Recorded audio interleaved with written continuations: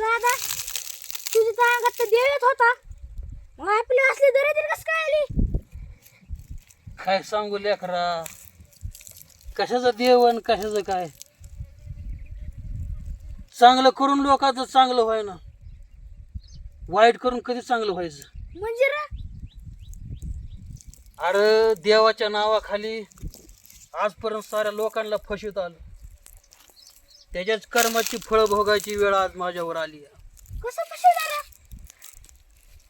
ऐकायचंय तुला? हा ऐक.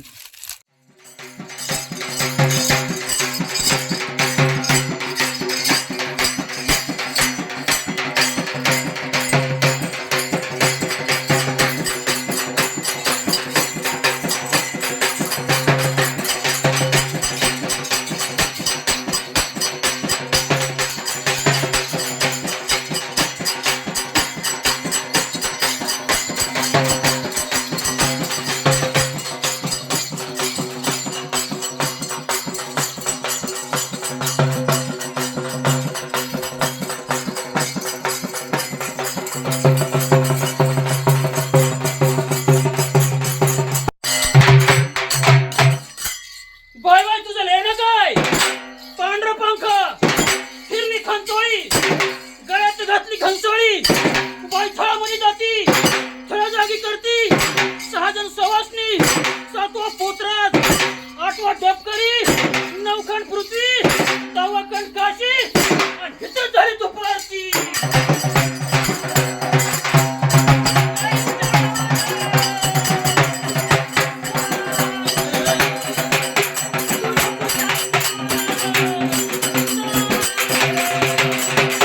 मेरी माता की जय. दादा आपण तर सकाळच्या निघतोय, अजून तर काहीच मिळालं नाही. लय दिवस झालं काय मिळालं, एखादा बकरा गाठावंच लागत. पोटाची खळगी कशी भरायची आपली. अजून तर काही मिळालं नाही.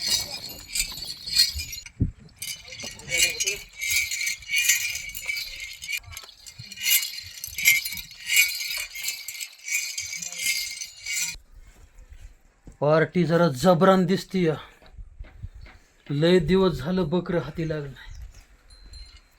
या बकरा कापावंच लागन आपल्याला.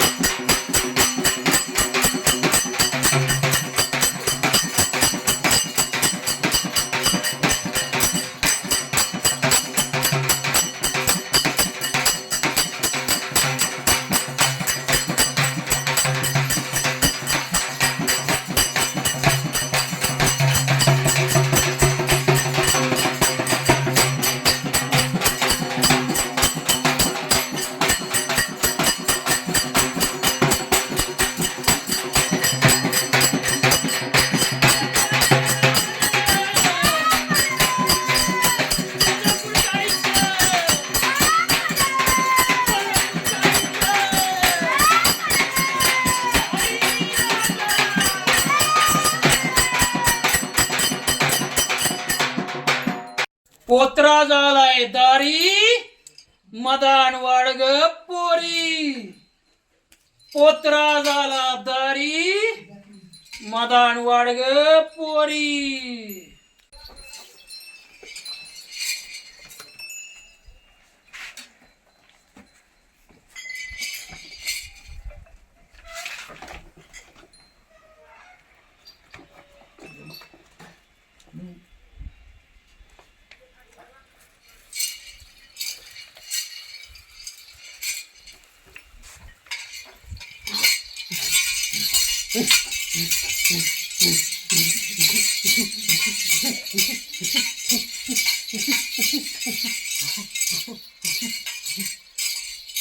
त्या वड्याच्या कडेला पोरपी जमिनीचा तुकडा आहे का?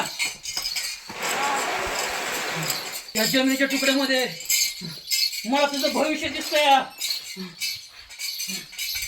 त्या जमिनीमध्ये लय जुन्या काळाचं गुप्त धन दडून ठेवलं या. आणि तीच धन लकाबाई तुझा उद्धार करणार आहे.